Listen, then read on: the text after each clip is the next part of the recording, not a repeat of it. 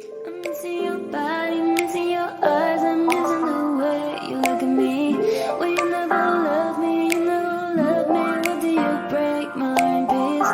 And I cry for your love, and I'm hearing your voice calling me one more time. I would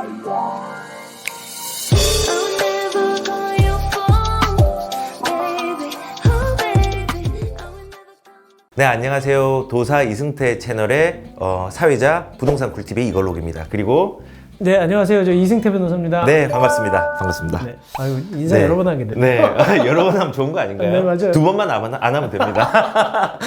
네, 오늘 뭐 이제 또 재밌는 주제이기도 하지만 묵직한 주제입니다. 사실은 좀 어려운 주제일 수도 있지만 우리가 전세에 대한 부분들, 전세 사기, 깡통 전세 요즘 문제가 많잖아요. 그 부분에 대해서 한번 이승태 변호사님과 네네. 함께 알아보도록 하겠습니다.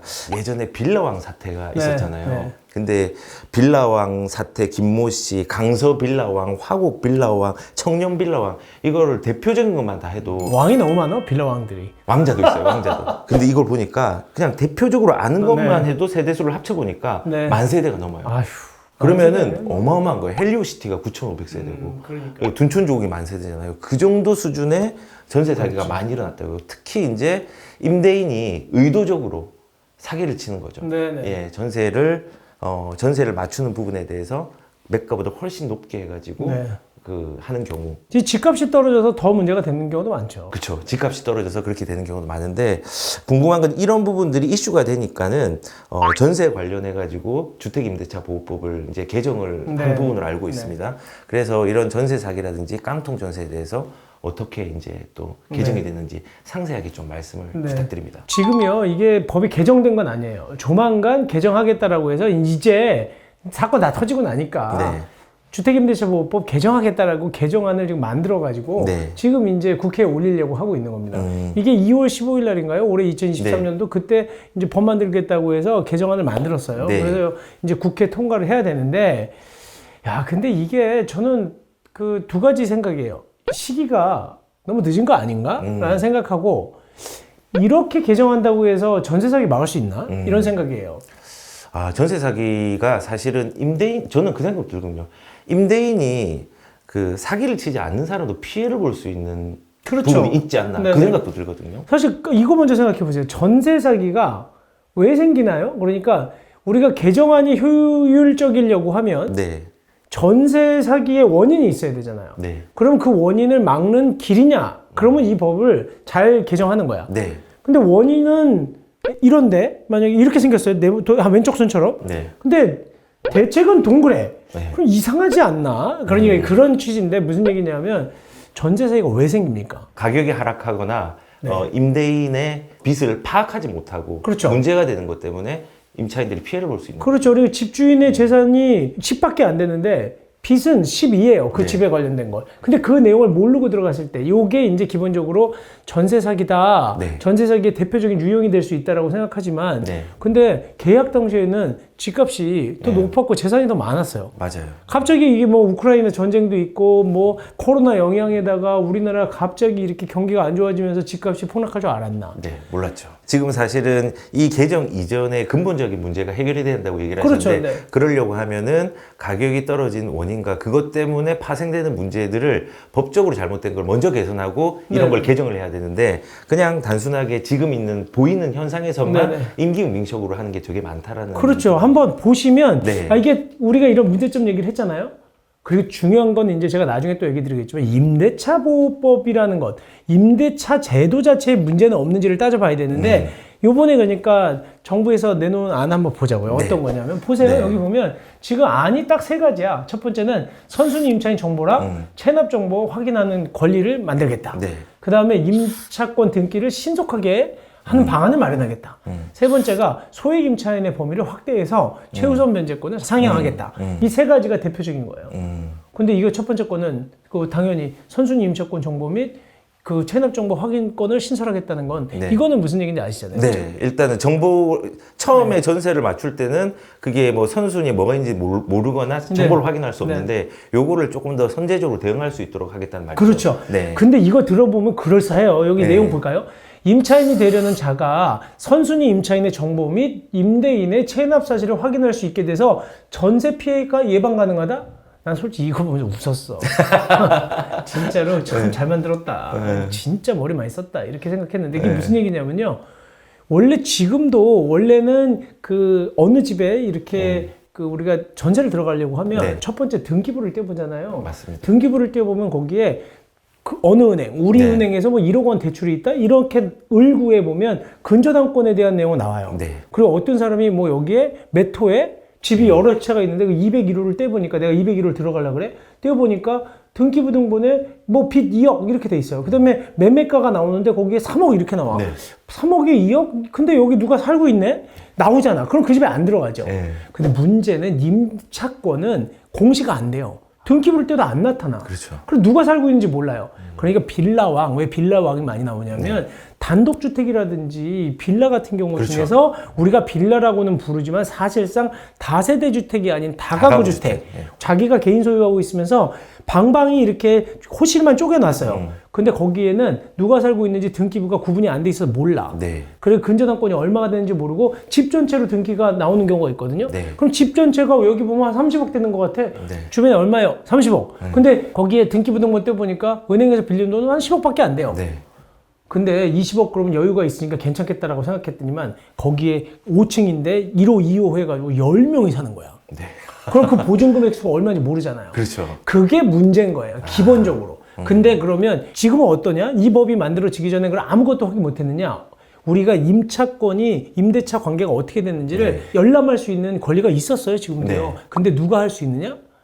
임대인, 집주인의 동의를 받아요. 동의를 안 해주죠, 그러면. 그렇죠. 안 해줘요. 갑자기 그거 좀 보자 그러면 아 됐어 그러면 안 할래 그러는 거야. 지금도 권리는 있었는데 문제가 되는 건 전입세대 열람이라고 하는 거거든요. 네. 전입세대 열람이라고 하는 건 이 집에 전입된 세대가 몇 세대가 있고 네. 누구고 돈을 얼마가 보증금이 있고 이걸 알아야 되는데 여태까지는 전입세대 열람을 임대차를 체결하려고 집을 빌리려고 한 사람은 못했어. 네. 그러니까 집주인이 동의를 해줘야 되는데 안 해줬어. 네. 그러니까 계약해. 일단 도장 찍어. 그리고 나서 확인해 궁금해. 보니까. 그래서 확인해봐. 그랬더니 야 이거 뭐야? 이거 이렇게 많아? 60%가 막. 그렇죠. 내 전세금보다 더 많은데. 더 많어. 아, 큰일 아, 났네. 2억짜리가 열면 20억? 대출 10억 있었는데 아니 이거 나중에 확인해서 뭐 하냐고. 그러다 보니까 이게 문제가 됐어요. 그럼 이 문제를 몰랐겠냐는 거예요, 여태까지. 아니 그거 내가 매일 유튜브에서 옛날에도 얘기한 게 집을 빌리려고 한 사람이 확인할 수 있는 길이 있어야지. 항상 우리나라, 뭐 다른 나라도 마찬가지 모르겠지만은 터진 다음에. 그렇죠. 이제 초과 잠깐 다 태운 다음에 이제 문제를 해결하려고 하는 거죠. 그래서 이번에 이제 네. 그나마 두겠다는 게 임차인이 되려는 자가 선순위 임차인 정보랑 체납 사실 여기다 하나 더 들어간 거예요. 이제 체납 사실을 알 수 있게. 아, 세금을 안 낸 사람까지. 네, 그거 해주겠다는 거예요. 네. 그래서 그게 첫 번째 방법이고, 네. 그리고 또 두 번째는 임차권 등기. 네. 임차권 등기 신속화하겠다는 건 뭐냐면요. 원래 임차권이요. 아까 얘기했죠. 임대차는 등기가 안 나와. 그렇죠. 그게 문제야. 네. 내가 이제 나중에 제가 하고 싶은 얘기가 그거예요. 임차권의 가장 큰 문제는 등기가 안 된다는 거야. 네. 근데 여기 지금 우리가 두고 있는 제도가 임차권 등기 신속화 방안이 있잖아요. 네. 이건 뭐냐면 임차인이 살다가 이 사람이 보증금을 안 주네요. 네. 그러면 계약 해지하고 나가려고 하는데 우리가 항상 알고 있는 거 있죠. 임대차를 하려면 계약서에서 확정일자 받아야 우선 배정권 생기고 네, 그렇죠. 그다음에 주민등록 이전해야 대항력 생긴다고. 맞습니다. 이거 두 개 안 해놓으면 임차권 보호 못 받아요. 임차권 보호 못 받다 보니까 전입 신고를 하시고 그다음에 확정일자 받아야 되는데 나는 이제 이사 가야 돼. 보증금은 안 줘서. 나가야 네. 되면 어떻게 해요? 그때 하는 게 나가기 전에 임차권 등기 명령 신청을 해서 점유. 등기 명령을 하는 거야. 네. 그러면 내가 주민등록 옮겨도 돼. 딴 집으로 이사 가도 된다는 거죠. 제가 그거 해봤습니다. 신혼 때. 그렇죠. 해보시죠. 와이프가 그 경매로 넘어갈 집이 있었는데 네. 결혼 전에 그래서 이걸 어떻게 하는지 아무것도 모르는 상태에서 네. 물어보니까 도면을 그리더라고요. 이 집이 어디 위치에 정확하게 있고 그린 다음에 이제 등기 명령을 한 다음에 가시면 거주를 하지 않아도 보장받는다. 그렇죠. 그래서 6년 뒤에 받았어요. 그러니까 예. 아유, 고생 많이 하셨네. 변호사 섭외해서 그때는 우리 이승태 변호사를 몰랐어요. 그러니까 그때 이 보면 지금 그렇게 고생하는 분들이 많아요. 근데 네. 저는요 그렇게 해놓고 오는 거 그거 참 문제인데 그때도 이제 문제가 어떤 거였냐면 갑자기 임대인한테 이 우리가 등기 명령을 하려고 그러면 네. 이 신속화 방안이라는 게 뭐냐면 임차권 등기 명령이 고지되기 전에도 그냥 등기가 바로 될 수 있게 하겠다는 거야. 여태까지는 임차권 등기 명령이 떨어졌어요. 그러면 그게 임대인, 집주인한테 송달이 돼야지만 등기가 되는 거야. 근데 임대인이 안 받아. 이 등기명령 신청해서 등기명령까지 나왔는데. 그리고 또 사망했어. 그러면 상속인 찾아야 되잖아요. 그럼 다시 명령 받아야 되고 복잡해지는 문제가 생기는 거야. 그래서 아니, 그러다 보니까 이거 등기명령을 못하면 전입이 안 되잖아요. 전입이. 그렇죠. 내가 그러니까 거기 우리가 임차권 등기명령 받으려고 하는 게 주민등록 대신 올려놓으려고 하는데 그렇죠. 난 저 집으로 임차에 신청해놓고 등기만 떨어지면 빨리 전입 신고하려고 그랬는데 사망했어. 그다음 안 받아. 안 받아. 그럼 이 등기가 안 돼. 근데 나 저쪽 집에 또 빨리 가야지. 대항력 갖춰야 될 거 아니에요. 듣기만 해도 답답하네요. 듣기만 해도 답답해. 저쪽 집에 가지도 못하는 거야. 그동안 내가 전입신고 안 하는 동안 또 저기서 전세권 설정하면 어떡하냐고. 그렇죠. 아니면 또 거기다가 돈 빌리면 어떻게 은행에서 융자 받으면 미치는 거야. 그거 해결하겠다는 거예요. 그래서 야 이제는 너 등기 명령 떨어지면 그냥 바로 등기 해줄게. 요거 만든다는 거. 또 세 번째는 소액 임차인의 범위를 확대하겠다는 거야. 네. 이게 뭐냐면 소액 임차인의 범위라고 하는 게 우리는 너무 어렵게 만들어놨어. 그리고 제가 아까도 얘기했지만 너무 어려워요. 우선 변제권이라고 하는 거 확정 인정만 받으면 됐잖아요. 네. 근데 거기서 이제 우선보다 더 급한 게 있어. 최우선 변제권. 그렇죠. 그거는 너무 없는 사람들한테는 이 사람들 거 먼저 주자. 이거는 근저당권보다도 먼저 줘요. 그런 금액을 500만 원 정도 상향했다는 거야. 조금 의미가 없지 않나요? 그래도 500만 원 정도 더 보장해 주겠다는 거죠. 네. 그렇게 해서 만들었는데 내가 하는 얘기가 제가 드리는 말씀이 그거예요. 아니 그러면 다 해결돼요? 전세왕 없어지나? 이거 가만히 듣다 보면 무슨 생각 드세요? 결국은 이렇게 법을 만들려고 하는 이유가 임차인, 그러니까 집을 빌리려고 하는 사람들한테 뭔가 그 안에 누가 살고 있고 보증금이 얼마인지 그 다음에 그걸 알 수 있게 해주는 거구나. 네. 임차권 등기 명령을 받는 것도 빨리 등기부에 올라갈 수 있게 해주는 거구나잖아요. 네. 아니 근데 저는 잘 이해가 안 가. 그러면 등기를 처음부터 하라 그래요, 임차권을. 애초부터 네. 등기부에 등기부를 등본을 보면 임차인 누구누구라고 나올 수 있게 그렇죠. 만들어주면 되는 거 아니에요? 그러면 근본적인 해결이 되겠네요. 그러면 우선 변제권이 왜 필요하고 대항력이 왜 필요하고 뭐 이런 법이 왜 필요해? 체납 정보 이거 선순위 임차권 정보 이런 거 몰라도 되잖아. 등기부 등본만 떼보면 되잖아요. 근데 우리나라에는 전세권 등기만 가능하다니까 그게. 그렇죠. 그러니까 이제부터는 임차권 등기해라. 임대인이 안 하면 과태료 매기겠다. 그리고 무조건 등기하도록 의무화시키면 되는 거 아니에요? 그러면 클리어하게 되겠네요. 왜냐하면 클리어하죠. 임차인에 대한 정보들이 다 나와 있으면 이게 부채가 사실은 임차인의 보증금도 부채잖아요. 그렇죠. 두 개를 다 파악할 수 있으니까 금방 해결이 되겠네요. 그렇죠. 그러니까 네. 그것만 알면은 순위별로 떼보면 이 집에 근저당 우리은행에서 1억, 뭐 국민은행에서 3억, 그 다음에 선순위 임차권자가 누구, 그 다음에 전세권자 누구 쭉 나오잖아. 네. 그러면 그것만 보면 우리가 엑스레이 보듯이 볼 수 있는데 왜 이렇게 복잡하게 하냐는 거예요. 제가 얘기 드리는 거는 정말 이게 근본적인 개정 아니냐? 자꾸 미봉책이라고 하잖아요. 네. 이게 완전히 봉합하지 못한 그런 정책만 만드는 거야. 이왕 할 거 그러면 지금부터라도 법학과 교수들하고 로스쿨 교수들하고 머리를 싸매고 실무자들끼리 만나서 내가 하는 얘기, 임차권 등기 왜 못하게 하느냐. 그거 해주면 문제 없는 거 아니냐는 거예요. 그러면 그때부터 본인 판단이잖아요. 맞아요. 근데 이게 완전히 새로운 법이 아니라니까요. 전세권이라는 게 있어요. 전세권 네. 등기하도록 돼 있잖아요. 맞아요. 지금 민법에 돼 있어. 네. 그거를 전세권, 여기에서 말하는 전세권 등기라고 하는 것은 뭐 임차권을 포함하게 한다. 네. 아니면 또 새로운 법률을 만들어서 주택임대차보호법에 따르면 그냥 그 등기를 해야 된다라고 특별법을 만들어도 되잖아요. 네. 아니 왜 이상한 등기랑 비슷한 뭐 우선 변제권, 뭐 대항력, 최우선 변제권 뭐 복잡하게 왜 만들고 앉아 있냐는 거예요. 근데 그래서 좀 답답해, 화가 나고. 그러니까는 단순 명료하게 해결될 수 있는 거를 너무 네네. 복잡하게 분산시켜 놓고 의무화시키지 않고 미봉책으로 좀 만들어 놓은 게 좀 아쉽다는 그렇죠. 부분이에요. 그래서 이거 먼저 보세요. 최우선 변제권 상향하겠다는 게 이게 좀 이해가 안 갈 수도 있거든요. 최우선 변제권이 현행은 1억 5천만 원 이하 보증금이. 네. 근데 이게 무슨 얘기냐면 최우선 변제권의 대상이 되는 임차인의 보증금 금액이에요. 네. 서울에서 만약에 보증금 금액이 1억 5천만 원 이하야. 그런 집이 어디 있어? 제가 지금 그래서 웃은 거예요. 1억 5천이면요 빌라도 이거보다 비싸요. 그렇죠. 거의 정말 미안한 얘기지만 거의 없어 서울에서. 그러니까 진짜 제가 볼 때 고시원 정도 될 거예요. 고시원. 그렇죠? 한 3평, 4평짜리. 네. 그 정도도 1억 5천 넘더라고요. 원룸의 원룸, 그쵸? 위치가 좀 안 좋은데. 안 좋은데. 예. 거기에서는 그 사람들한테는 그래도 이게 큰 돈이니까 요것만큼은 최우선 변제권으로 우리가 보장해 주겠다. 근데 이 돈이 다 최우선 변제권으로 해준다는 게 아니야.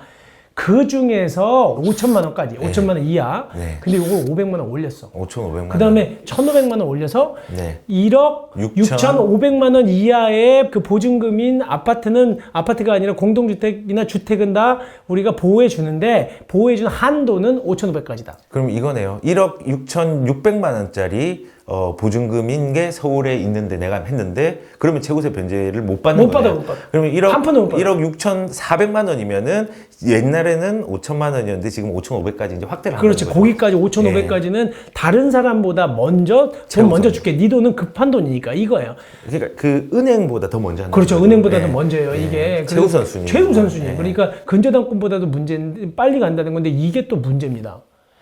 우리는 법이요 이렇게 굉장히 오밀조밀하게 묶여 있잖아. 네. 그러면 내가 근저당권을 설정해 놓은 사람이 있으면 어떻게 할 거야? 내가 먼저 1순위 근저당권자인데 갑자기 법을 바꾸면서 그 1억 6,500까지 올리고 거기다가 5,500만 원까지 올리면 이 사람이 손해볼 수도 있거든요. 그렇죠. 그래서 그런 거는 고려를 했어요. 시행 전 임차주택에 저당권이 존재하는 경우에는 그 개정 전 시행년에 따라서 금액 1억 5천까지로 한다는 거예요. 네. 아시겠죠? 네. 그러니까 근저당권자가 손해를 볼 수 있기 때문에 근저당권의 기준으로 그 날짜를 기준으로 해서 그 사람은 옛날 거로 그 다음에 그 이후에 들어온 근저당권자는 지금 바뀐 법으로 하겠다는 거예요. 근데 이거 아직 시행은 아직 안 됐어요. 그래서 네. 이렇게 나눠진다는 겁니다. 이게 복잡하게 돼 있는데 지금 만약에 시행 전에 또 근저당권이 있고 시행 후에도 근저당권이 있어. 근데 나는 그 중간에 만약에 그 법이 바뀌면서 갑자기 포함이 됐다라고 하면 앞 사람한테는 대항 못하고 네. 뒤에 있는 근저당권자한테 대항하는 방식으로 바뀌었다는 거예요. 이 계산한 방법도 있네요. 그렇죠. 이거 왜냐하면 최우선 변제권 계산할 수 있냐고. 왜냐하면 이게 1억 5천까지는 좋은데 월세가 붙으면 내가 보증금 5천에 월세 100이다. 그러면 최우선 변제권 대상이 되는지 모르잖아요. 계산을 못하죠, 사실은. 못해요. 그게 정확한 얘기야. 못해요, 이게. 근데 보세요. 이게 쉽게 예를 들어서 보증금이 만약에 1,000만 원인데 월세가 50만 원이면 환산 보증금이 무려 2억 5천이 돼요. 와. 그렇기 때문에 거기에 해당하는 사람 없어. 그렇구나. 이게 간주 임대료랑 계산하는 게 조금 비슷하네요. 그렇죠. 세금에서. 근데 이게 더 웃기는 거는요. 우리 상가임대차보호법하고 또 환산보증금 계산 방법이 달라요. 또 달라요? 상가임대차보호법은 편해요. 왜냐하면 그냥 이 월세가 50만 원이면 거기다 100 곱해. 100 곱하면은 월세 50만 원이면 얼마예요? 500만 원이잖아. 네. 거기다 보증금 더해. 보증금이 1억이면 1억 5천밖에 안 되는 네. 거예요. 아. 근데 이 환산보증금 계산은 복잡해요. 월 차임에다 곱하기 12를 하고 이걸 또 나눠 2.5로 네. 그 다음에 보증금을 더해요. 네. 그러다 보니까 이게 수학도 못하는데 무슨 이거 어떻게 계산하냐고. 그렇죠. 그러니까 우리가 임차인이 되려고 하면 수학도 잘해야 되고 거기다 법도 잘 알아야 되고 학문도 알아야 돼. 그래서 한문도 알아야 돼. 제가 아까 얘기했죠. 어떤 분들은 본인이 임차인인지 임대인인지 구분을 못해요. 그러니까 임차를 하고 있는데 내가 임대인인데 이러는 거죠. 그렇죠. 그런 자꾸 경우가 많죠. 임대인이래. 그런데 뭐라고요? 그러니까 임대인이세요? 그러니까 내가 임대인이라니까요. 근데 얼마인데요? 어떻게 얼마를 주고 보증금 얼마 받으셨어요? 그러니까 뭘 받아요? 제가 줬다니까요. 임대인 임차인도 구분 못하는 사람. 네. 근데 이게 어려워. 또 신설된 조항을 한번 살펴보면 임대차 계약을 체결하려고 하는 자는 조세 체납 여부를 확인하기 위해서 임대인에게 납세 증명서를 제시할 것을 요구할 수 있다. 이렇게 지금 변경이 된 거거든요. 근데 만약에 납세 증명을 제시할 것을 요구를 하면 사실 뭐 임대인이 안 해주면 그만이잖아요. 그렇기 때문에 이 항에서 어떤 내용을 넣냐 하면 임대인은 정당한 사유가 없는 한 1항의 요구에 따라 그 요구를 받은 날 이후에 발급된 납세 증명서를 임대차 계약을 체결하려고 하는 자에게 제시하여야 한다. 이렇게까지 이제 신설 조항을 넣은 겁니다. 그러니까 한마디로 임대인은 정당한 사유가 없는 한, 그러니까 물론 이것도 정당한 사유가 있으면 동의 안 해줘도 된다는 거예요. 하지만 정당한 사유가 없는 한 기본적으로는 임대차 계약을 체결하려고 하는 자에게 제시를 해줘야 된다라고 돼 있는 겁니다. 그리고 여기서 또 하나 중요한 거는 요구받은 날 이후에 발급된 납세증명서라는 거거든요. 대상은. 근데 또 단서 조항이 있어요. 단서 조항에서는 만약에 임대차 계약을 체결하려고 하는 자가 동의한 경우에는 요구받은 날 전에 발급된 납세증명서도 가능하다라고 돼 있는 거거든요. 또 하나, 세 번째 조항을 또 뒀어요. 그 납세증명서를 제시하지 않더라도 본인이 그냥 동의만 해줘서 납세증명서를 제시하는 것에 가름할 수 있다라고 조항을 둔 거거든요. 이건 뭐냐면 만약에 임대인은 자기가 직접 납세증명서를 제시하지 않고 그냥 동의만 해주면 임대차 계약을 체결하려고 하는 자가 과세관청에 직접 미납국세랑 체납액을 열람할 수 있는 규정을 둔 겁니다. 결국은 무슨 얘기냐면 임차인이 되려고 하는 자, 그러니까 임대차 계약을 체결하려고 하는 자는 납세증명서를 요구할 수 있어요. 그러면 반드시 본인이 제시를 해줘야 돼요. 특별한 사정이 없는 한. 하지만 만약에 그게 안 된다. 내가 지금 바빠서 직접 내가 납세증명서 떼다가 줄 수 있는 시간이 없다라고 할 경우에는 본인이 동의를 해줘서 임대차 계약을 체결하려고 하는 자가 과세관청에 직접 열람할 수 있도록 해라 라는 겁니다. 그래서 여기 신법에 이렇게 바뀐다는 거예요. 여기 3조 6항에서 이 확정일자 부여미 임대차 정보 제공이라는 게 들어간다는 거거든요. 네. 지금도 임대차 계약을 체결하는 자는 임대인의 동의를 받아서 확정일자 부여기관에 정보 제공을 요청할 수 있다. 이게 네. 아까 얘기한 보증금이나 이런 네. 것들이거든요. 여긴 잘 보시면 임대차 계약을 체결하려는 자는 임대인의 동의를 받아서 이제 우리 자치센터에다가 정보 제공을 요청할 수 있다. 임대인의 동의를 받아가 있었잖아요. 네. 문제가 있었던 거거든요. 동의를 받아가 지금 안 해주잖아. 안 해주죠. 근데 지금 개정안도요. 똑같아 앞부분은. 응? 근데 여기 보면 후단을 신설한 거예요. 똑같이 임대인의 동의를 받아서 확정일자 그 부여기관에 정보를 요청할 수 있게 돼 있는데 이 경우 임대차 계약을 체결하려는 자는 임대인에게 정보 제공에 동의해 줄 것을 요구할 수 있다. 정당한 사유가 없는 한 사항 후단에 요 후단의 요구에 대해서는 정보 제공에 동의하여야 한다. 그것도 정당한 사유가 없는 한 네. 그냥 그 특별한 사정 없으면 무조건 공개해 줘라.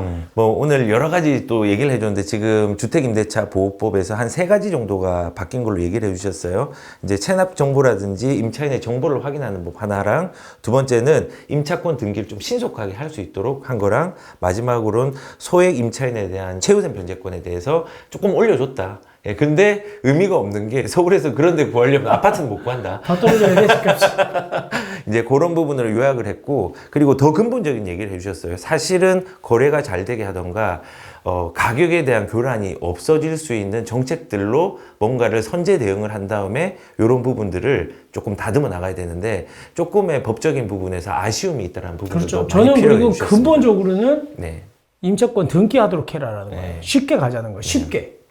임차권 등기를 하면은 모든 거를 다 제공을 받을 수 있으니까 네네. 임대인의 보증금, 임차인의 보증금까지 제공받을 수 있으니까 그렇죠. 예, 그런 식으로 의견을 또 정부에서 보고 있을지 모르겠지만 전달해 주셨습니다. 그셔도 돼요, 정부요.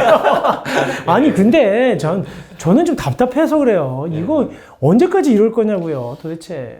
근데 이렇게 목소리를 내시는 변호사님이 계신가요? 왜냐면은 변호사님들은 되게 조심스럽더라고요. 아니, 뭐 내가 뭐 죄졌어요? 이 얘기하는 게. 아니, 뭐냐면, 네. 저도 말을 조심할 땐 조심하지만 저는 이거 모르는 얘기잖아요. 네. 내가 눈치 볼 게 뭐가 있어요. 맞습니다. 예. 내가 국토부 고문 변호사랑 국토부에 찍힐까봐? 아니, 근데 그런 거는 뭐 여기 무서워서 그런 말 못하면 변호사 안 하지, 내가. 맞습니다. 앞으로 이렇게 소신 있는 발언을 계속 해주실 거니까 이 채널을 늘 지켜봐 주시면서 좋은 정보와 그 다음에 명확한 의견 전달들을 잘 가져가셨으면 좋겠습니다. 오늘은 방송 여기까지 할까요? 네, 감사합니다. 네, 마치도록 하겠습니다. 감사합니다.